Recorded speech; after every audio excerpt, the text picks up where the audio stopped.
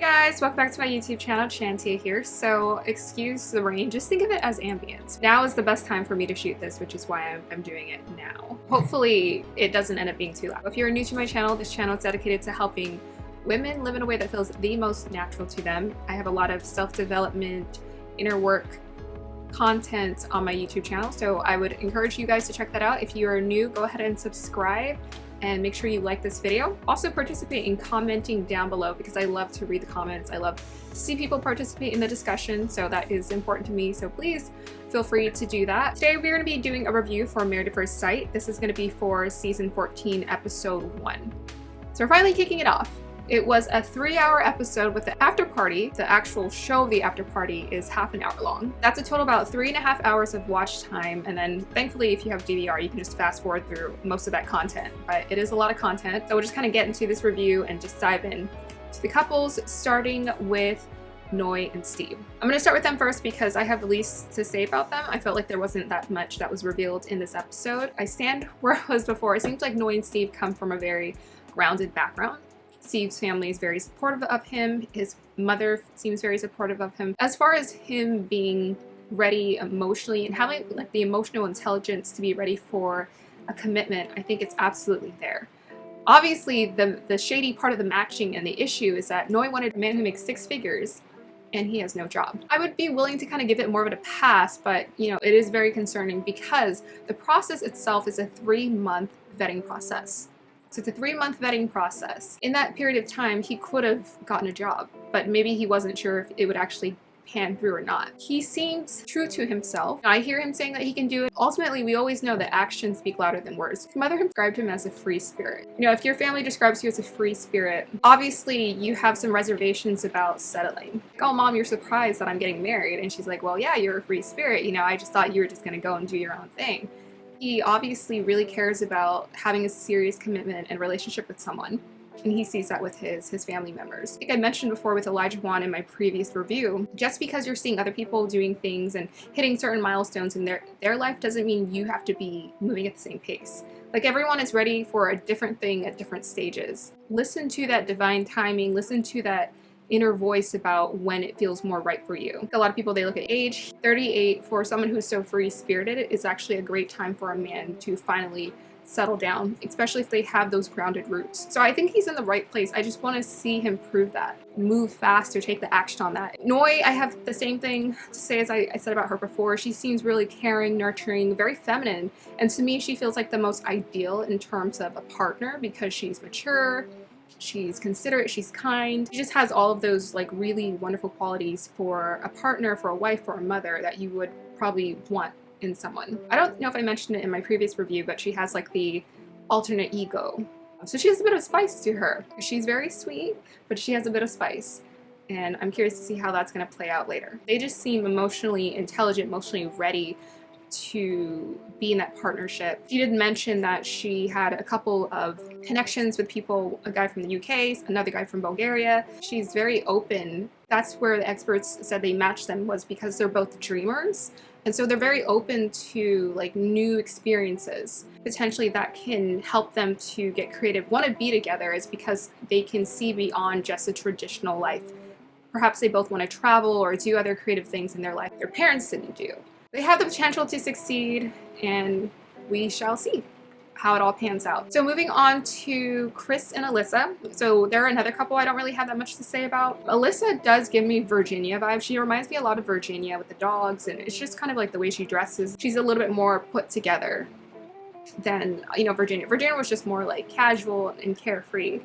Chris, to me, he feels ready and structured. I'm very curious to get to know a little bit more about why he chose to be in back-to-back long-term partnerships that weren't compatible. When he sees that physical attraction in someone, his mother even mentioned that it takes him a while for him to actually see that that person is compatible.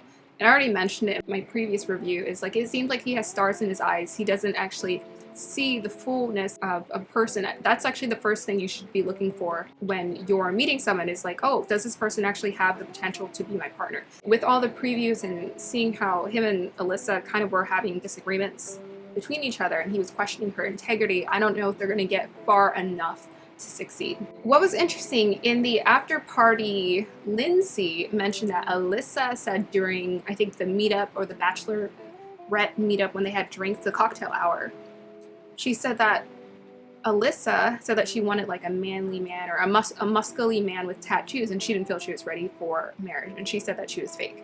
So I think there's truth to all of it. If you watched the after party, then you saw that there's like a whole slew of drama that apparently went on between Alyssa and Lindsay.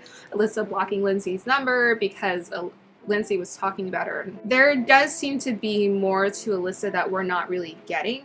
She does come off as very particular, and even Lindsay mentioned that she doesn't seem willing to compromise. So I'm like, if she can pick that up and I can pick that up, and I've barely seen her, you know, in action, then I think someone who's very particular and rigid, one, it's not the best for the experiment. Two, perfectionistic people are usually hiding something underneath, right? We really saw that with Zach last season. Perfectionist, he calls himself the perfectionist, but he's like hiding all of these issues underneath. Chris, to me, he's not really raising any like big red flags. You know, there does seem to be some codependency with him having been in long-term partnerships back to back. But with Alyssa, I think what stuck out to me is she said that people wouldn't know that she's into animals and she's this caring person. She has all these things going on underneath, that they just assume that she's like, I guess maybe superficial or something. For any person who thinks like that, like people don't see me, they just see the surface. It's probably because you're focused on your looks. The way that people you perceive you isn't the way that you think they do. They're living in their own world, so they're not really judging you to that extent. It's what you put off. The first person that comes to mind is like Marilyn Monroe. She said that people always thought she was a dumb blonde, but she's not. And the thing is, she was very focused on her looks. She was very insecure about it. She did plastic surgery. She like did all kinds of things to become this ideal blonde bombshell. That's what people were focused on, because that's the insecurity that she was focused on. And she was so locked into that insecurity, she didn't know how to fully be her authentic self. So it starts with you. It starts with you choosing to be your authentic self. And so I'm kind of getting that a little bit from Alyssa. We'll see a little bit more. I can't really say that much because there wasn't too much going on, but I think there is more to her that she's not willing to show us yet. So moving on to Katina and Olajuwon. So Olajuwon is most definitely, I mean, this isn't even an opinion or a judgment. It's like, it's fact. He's not ready for marriage. One, because of, yes, the stripper scene, which we saw a preview of in the previous episode, the kickoff episode, but also he said that he wants a wife that can cook. He can't cook. He expects her to cook. And everyone knows that, like, I've heard that so many times about the cooking conversation. That's not what happens in real relationships. You have to be willing to compromise. And especially if you haven't had a long-term relationship, to me, it's like you should probably be the most open-minded to learning who your wife is more than anyone, because you actually haven't had that. He's living in fantasy Olajuwon land, where he has this fantasy idea of marriage and a wife. So unfortunately, I think this was shady matching. I think the producers might have been behind this, them choosing him for her, because they have so many issues and concerns before they've even gotten into meeting each other. Like we're all like, how is this gonna work? Realistically, she's not gonna cook every night. That's just not the case, like for any woman. Like that would piss a woman off, because hello, she's human, and just like you, she's flexible. So it doesn't make sense to me why you would be like, well, I can't cook, I'm gonna burn the house down if I do, but she has to cook. So like, to me, it's just, that's such a silly thing to like, just make sure you eat. Make sure there's food on the table. If you had kids, you would want to make sure there's food on the table. I think his family had the correct judgment of him. His brother said that he was out of his mind. So I think he isn't really thinking clearly. He's just so caught up in the fantasy idea of what he wants. I really get the sense that Olajuwon is, I don't know if he's the baby, but that he was spoiled. So to me, like if a guy can't cook, it's probably because he had a lot of things that were sort of done for him. His father did pass away at a young age, so maybe he had to learn how to do a lot of things early on. But I'm just kind of getting that vibe that he was essentially handed things, including women. That's why it was so easy for him to just play with their hearts. Never taught the true value of a woman. Never really understanding the true value of a woman, the worth of a woman. And he went as far as to say he had like an alternate names and identities, and Isaac and Olajuwon. I'm just like, just way too elaborate. So I think someone mentioned, I think someone mentioned on Twitter, and I think they were absolutely right, that the reason why he got serious about relationships and changing his life, which a lot of people did, including me, you know, it really put things into perspective when the whole world is under a health crisis and we're having to shut things down. I think that's when things were put into perspective. And that's why I say him and Katina are, in a sense, a match, because that was about when her self-love journey started as well. And she really started seeing, okay, I really want more than this for myself. I want someone who really cares about me. What I like about Olajuwon is I think he has good intentions. He's transparent. I don't think he's trying to hide anything. I think he is who he is. And that's why people gravitate towards him. That's why they like him, because he's just kind of he's very open and bubbly. And he's just, you know, very, almost kind of like a kid, but he's very open and transparent. And I like that about him. And I would say the same kind of goes for Lindsay. She feels very open, very transparent to me as well, which is what I really like about her. Those people actually feel a little bit easier, in that sense, easier to be around, because you don't have to ever guess what they're feeling. They're kind of open with that. Whereas, you know, Michael, he's a little bit more closed off. You kind of have to guess what he's thinking. He's harder to read.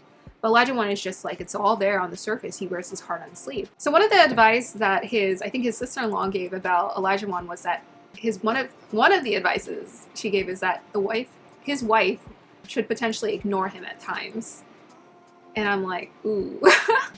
I mean, it says a lot when your family is like, you're a little crazy. Like, your expectations are a little too much. So Katina, we started to get a bigger picture of like her background. Her parents separated when she was an infant, and her father was essentially incarcerated until her adult years. So there's like a disconnect with the masculine energy in her life.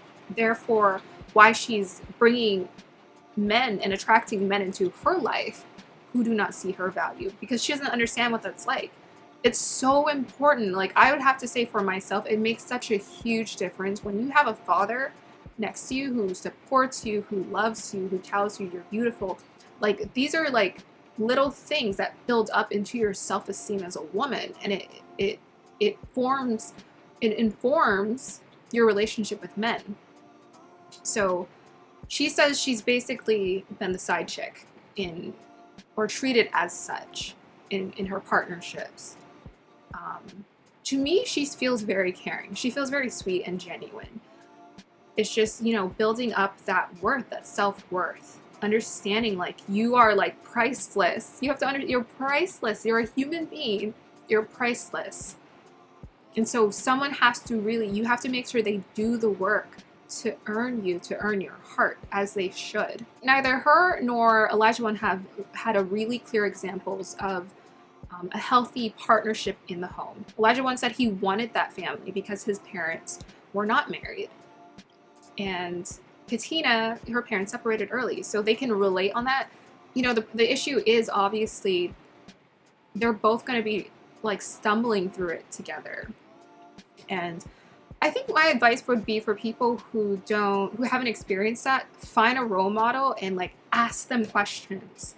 Ask them questions, like whether that's your brother and his partner, like ask them so many questions. Get very curious about what that healthy partnership is like, because when I hear Olajuwon talking about what he expects in his wife, and I see his friends looking and his relatives looking at him like, dude, what are you doing? I don't think he's asked enough questions. Ask more questions about how to be in that healthy partnership. I see Katina, you know, she's having those conversations with her girlfriends, but those girls, your girlfriends, are probably in a similar dating experience. When I say dating experience, they're just kind of figuring out relationships with you. You want to find a role model. You want to find a grandmother or aunt or someone who is in that healthy partnership, and you want to ask them, what are you doing? What do you do? Or find it online, or find a book, or find a few books. to really delve into understanding like what helps to create a healthy partnership. They both feel almost like age-wise, I mean, he to me feels younger, emotionally intelligently younger, but they both to me feel young maturity-wise when it comes to marriage, when it comes to partnerships, when it comes to relationships. There's still so much learning and questions they need to ask and they need to do. So she said, also Olajuwon, I would say, he said it was a long time since he felt that love. She said it was 3 years since she'd been in a relationship. She's been figuring out things through trial and error, as we all do, and what I give her props for is just putting herself out there. You know, the vulnerability to put yourself out there and to feel like you know, I'm going to try it out. You know, even if I get my heart broken, I'm going to try it out. But she hasn't had that experience where she's allowed herself to open up fully and be really vulnerable. She's been guarded.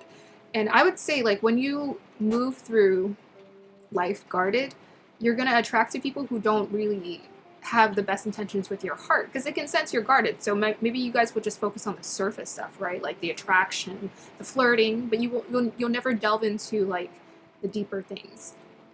So actually being guarded repels those potential partners who genuinely have what it takes to really care for you in the way that you deserve. I think Pastor Cal mentioned is they both had single parent homes, and that's what's going to connect them.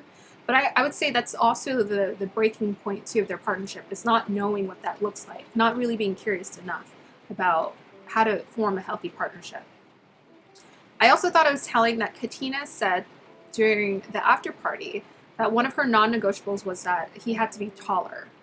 And I'm like, that's not a non-negotiable. That's not a non-negotiable. Now I know like people really care about height and stuff, but she even backtracked when Lindsay was like, oh no, short men actually, they aim to please. To me, that kind of tells me again, like she's still sort of figuring herself out. She's figuring out what she wants.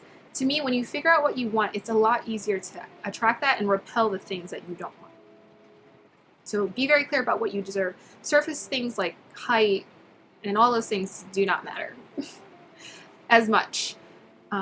You want some attraction, but you, like, at the top of your list have to be like values, like stability. I say that all the time. Communication is important. Or for me, let me share my values: creativity, communication, and connection. Those are like three of my most important values. And to me, connection is important. So I want people around me who want to be present, who want to have conversations, who want to think about things and think about life. Those are fun things to do. Also, people who want to have fun. You know, we don't just get stuck in the box. We get kind of creative about like what we can do with our lives. So we will see how Olajuwon and Katina tackle, you know, the potential issues that are going to come up, if they handle it, if they're up for it. I mean, that's the one thing you can't predict. You know, I can say I don't know if they have the potential to succeed or potential to struggle a lot, but I can't say if someone has I can't determine someone's will. I don't know if they have the will that it takes to get through this. Maybe they do. All right, so moving on to Jasmina and Michael. So Jasmina and Michael are also another potentially really good couple, solid couple, who I think have what it takes to succeed. So I really get the vibe from Jasmina that matching her up with someone older would have been best, because she just seems so ready for and serious and ready for that life, that experience. The good thing about Michael is he's very serious. Like very serious. Like he looks a little like, even Pastor Cal was just like, you seem just very, that's because he is. He's a very serious guy, which is great. The big issue that came up with him, and the consistent issue that kept coming up with him, was the vulnerability, the fear of being vulnerable, which is understandable. Every person, even in the marriage, like 5 years, 10 years into it, you're still discovering newer levels of vulnerability, because that's how we are. Like even with my best friend, who I've known for 13 years, I'm learning things about her all the time that I'm just like, blow me away about what she's gone through and her experiences. And we're constantly discovering higher levels of vulnerability. And especially with a romantic partner, people, especially women, we want that with our partners. We want newer levels, deeper levels of vulnerability. So that's always going to be there. I'm glad he's aware. The other day I said, you know, it's fine if you know, you go into it and you have a problem, right? You know what your issue is. It's fine if you know what, you go into a relationship, you have an issue, and you identify what it is. And that's fine, because everyone has to work on things. You know, with him not being in a partnership for 3 years, and Jasmina especially asking for someone who is emotionally available. Emotional availability should be like, to me, as far as like this experiment goes, you should be ready to just open up. Michael said he joined this experiment because it was going to force him. You know, he had been picky before, and it was going to force him to like open up and do that and push himself. And I would say that's not the best time to do this experiment, is when you want to be forced to commit, because you don't want commitment to feel like a force. It needs to be an spiritual inner decision in yourself where you're aligned and you're ready to delve in, knowing that you may potentially get hurt, or you can potentially achieve higher levels of knowing yourself and connecting to someone that you've never experienced before. To me, this experiment isn't for, I need to be forced. Like Johnny said the same thing last season. I'm so picky. I have 100 first dates. Like, I just need to be forced to settle with one person. No, that's not how it works. You choose. Olajuwon's brother said it. He's like, I saw my, then this beautiful woman, and I was like, no, I need to get it together. She needs to inspire that in you. You need to meet someone who inspires that in you. So he's activating it, but to me, choosing to join this show to activate that isn't when you want to do. That already has to be predetermined. The vulnerability should already be guaranteed. It's not like, oh, I don't know if I'm going to be able to be vulnerable. It's, I don't know at what pace I'm going to be vulnerable. It might be slow. It might be a little bit quicker. It might gain momentum. It might slow down.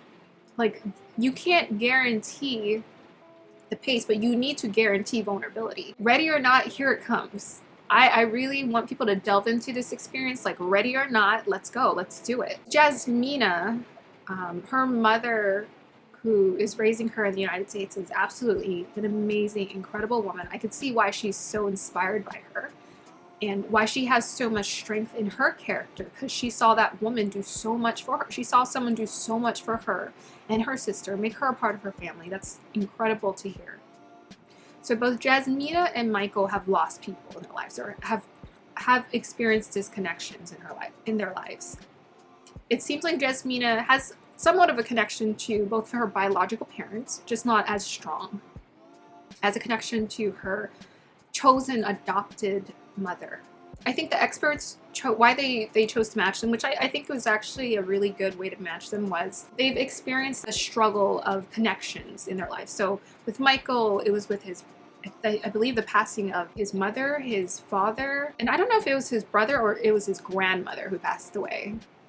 But he lost so many people so soon in his life, and that's why he's struggling with the vulnerability, which is understandable.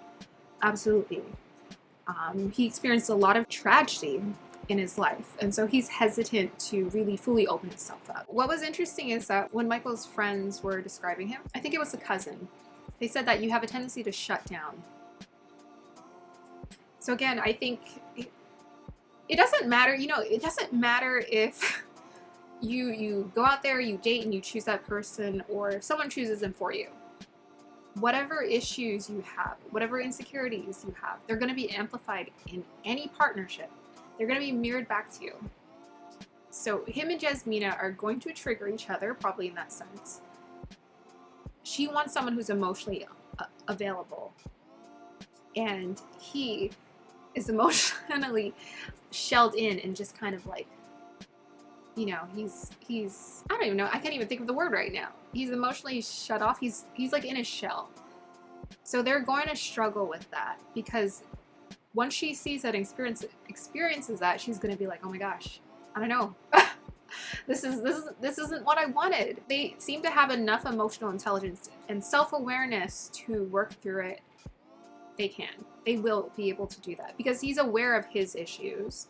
She's aware of what she wants, what she needs. And so I think they can learn how to fulfill that in one another. My question to Jasmina with the men who have been in her life is, why does she choose emotionally unavailable men?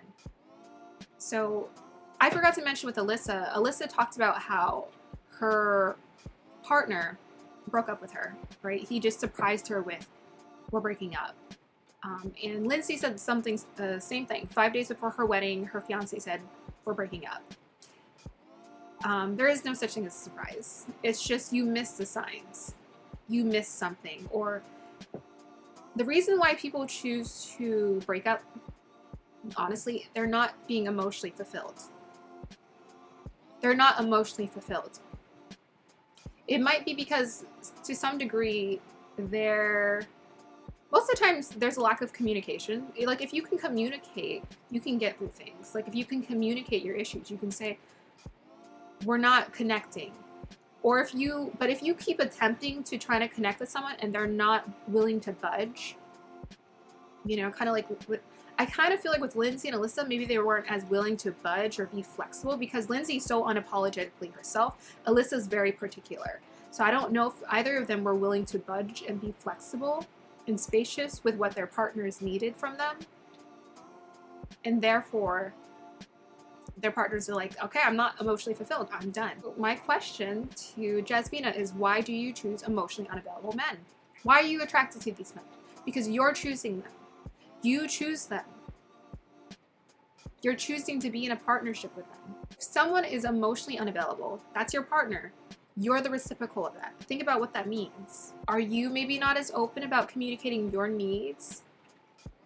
Are you maybe a little closed off?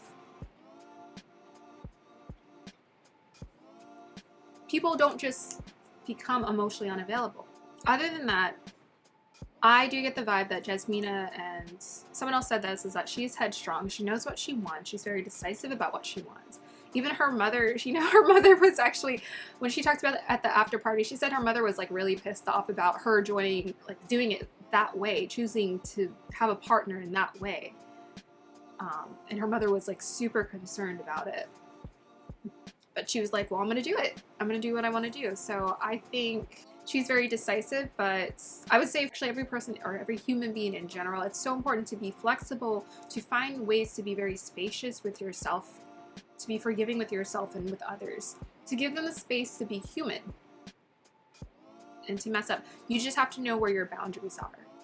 All right, so Lindsay and Mark are married, and you know, it was really looking questionable as to whether it was going to be official or not, because, well, Lindsay, she said at the after party she wasn't actually drunk. She was actually on caffeine. She was drinking quite a bit. She's probably tipsy, but she said in 4 years she had drank some caffeine, and it just kind of made her all over the place. And I can totally relate. I'm very sensitive to caffeine too, so I had to quit caffeine because it kind of does nothing for me. Like, it keeps me up all night. I can't. Okay, actually, let's go ahead and start with Mark first. So Mark, he talked about who he was. So he grew up in a traditional religious background. He said he was the good boy. He didn't swear. He wasn't the bad kid. He was a good kid. He has like a boisterous personality, but he still has boundaries. He has structure. He has rules that he follows. Lindsay is a rule breaker. She's a rule breaker, and that's where they're going to struggle. So there were a lot of, I think, basically red flags that popped up when Lindsay's family was talking about her, saying that she's a lot to handle. We hope her husband can handle her. I think her brother literally said she doesn't shut up, and she was just so passive about it, like, yeah, I don't shut up. And her father even said that she takes no prisoners. She is who she is. So Lindsay, to me, I think in all of the seasons that I've watched the show, she's one of the few unapologetic women on the show. She's just herself all the time. That's her. That's who she is. What I like about her is she's transparent. She's vulnerable, but there's like a balance. So vulnerability is so important. It's so beautiful. But there are some people who are so emotional, so open, they don't have any self-control. And I talked about in my previous video, without self-control or stability, you can't have a marriage, because marriage is built on the foundation of stability, consistency. She said she was in a long-term partnership, and her fiance broke up with her 5 days before the wedding. So I said, and I detected that her partner did not feel safe with her because she's just a lot. She's just like, she's a thunderstorm, right? It's out of control. It's just happening. It's rolling through. And you can't tame it. She said she doesn't want people to tell her to calm down or turn off, but people are always saying that. So here's my thing.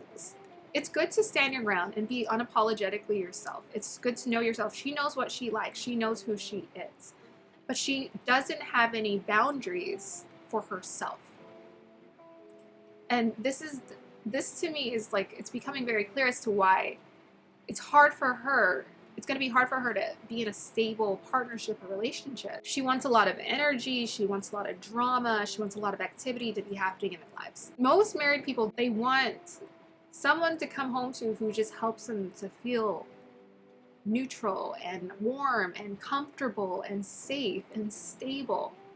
So the very thing that Lindsay is, it defies what marriage is about. I took mostly notes about Lindsay because I really didn't have anything else to add about Mark. I felt like he's ready, he's structured, he has what it takes to be ready for this marriage, for this experiment. Unfortunately, though, I think Lindsay is just on the other side of the spectrum. One of the commentaries that kept coming up on Twitter is that Lindsay talks too much. Even her brother said it, right? Like word vomit all the time. And it's really hard, especially for men who are naturally aware of their reputation, to be around someone who's so talkative all the time. Because it's like, where can they feel safe? Why do you think men, what is the one thing men look forward to being around when it comes to women? It's being in their safe feminine energy. It's like feeling nurtured and safe and warm. Like she gives off that warmth and that lovingness, but then at the same time, she's just saying anything and everything. It starts to make him feel like really unsure and insecure. She kept making jokes about the male genitals over and over, and honestly, I was kind of over it too. Another thing that was really clear is the wound that she has with her mother. So it's a deep wound, like very deep. And it's hard to be in a relationship with someone who has such an unhealed deep wound, because every time she brought up her mother, she was on the edge of tears and tearing up. Like it's a very deep wound that she has to heal. She kept reliving the experience with her mom. Like she felt so destroyed. She called it heartbreaking when she would talk. She looks heartbroken when she talks about her mother. The thing is, you have to remember that when you're heartbroken about something and you're healing, it is breaking your heart. And your heart is the thing that guides you to being with people and people wanting to be with you. And being able to safely create beautiful partnerships and relationships in your life. So if you're heartbroken, it's like, how can someone give their heart to you or help warm your heart or safeguard your heart if your heart keeps breaking every time you're thinking about, you know, a wound, an experience,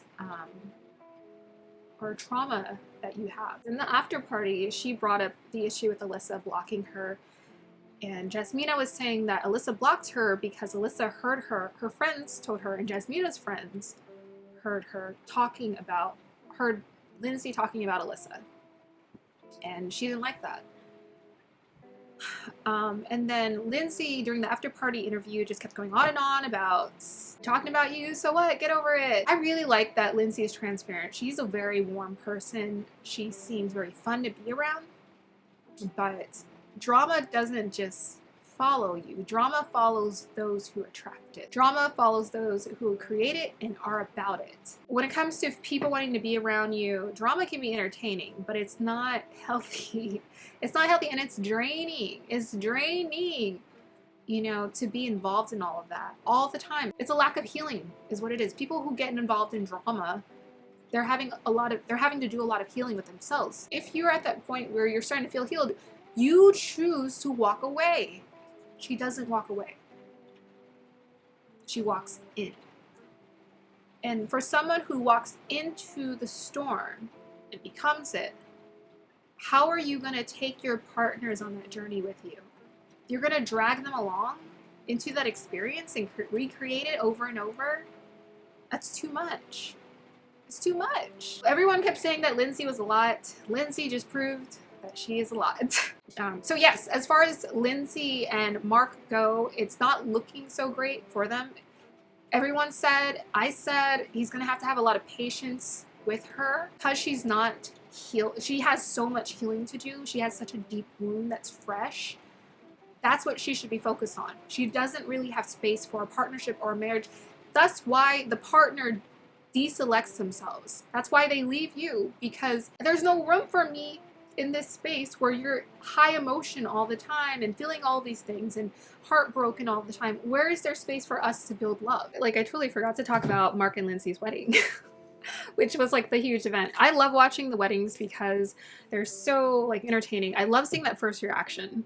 So Lindsay mentioned that she actually didn't really feel too much attraction. She said that kissing Mark was like kissing her grandmother. So probably not the best compliment towards a spouse or directed towards a spouse. So obviously the attraction was missing for her.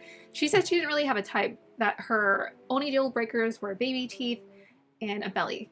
However, when she looked at him, she said he wasn't her type. So I would say, like, potentially moving forward, for anyone who applies for this show, you should absolutely tell the experts what your type is. Just be very direct. This is what I tend to be attracted towards. I understand she wants to be free about it, but now you're kind of in a situation with someone where you're not really initially attracted. But I love that she was open-minded to the experiment. So yeah, she wasn't attracted. I thought it was cute. I thought it was entertaining, and I thought she was drunk, but you know, I guess she was just more on the tipsy edge and drinking caffeine, and that's just her personality. So it was a combination of caffeine, champagne, and that's just Lindsay that was happening at the wedding. And it did get a little bit messy in areas like when she was like taking off her straps outside. I mean, she is who she is. She's very free-spirited. I kind of picked that up from her picture and from just like looking at the choice of dress that she chose. But it was a bit much. And even Mark, his eyes just kept going wide every time he was looking at her because it was just like, whoa, it's a lot. She's a lot. You know, I kind of felt for him in some areas because I would feel, well, first of all, I'm more introverted, but I would feel super overwhelmed around that kind of energy. I would just be like, oh my God, I need a break. Considering Mark has a lot of energy and that Lindsay's bringing the energy times 10, I don't know, we'll have to see. I'm glad he played with her. You know, he was very considerate. He wants to play. If someone has the potential to be a partner, they're willing to give you the space to just kind of be who you are, to be human. And I felt like Mark was really allowing her to just be who she is, to be human. But yes, Lindsay does talk a lot. Yeah, that's all I wanted to add. So my final commentary would be that I love the part where the families were talking about the cast members. The families really always give such genuine feedback about everyone. I would love, kind of like how they talked to Michael's sisters, yeah, right before they chose or maybe told him that he was being married. I would love for them to talk to the siblings or to a family member or a couple family members ahead of time and to vet them, because the family knows, okay? Just like Olajuwon's family was just like, dude, what are you doing? But some of the contestants have been paired based off of potential drama that the show wants to create. So it is what it is. I hope you guys enjoyed my review. Make sure you go ahead and like, subscribe, and comment down below. I love to read your guys' comments, and I will be back next week for another review. I hope you guys have a wonderful day or evening. Thank you for sticking it through with me through this ambient rain, right? It's beautiful. It's so calming, and yeah. Bye, guys.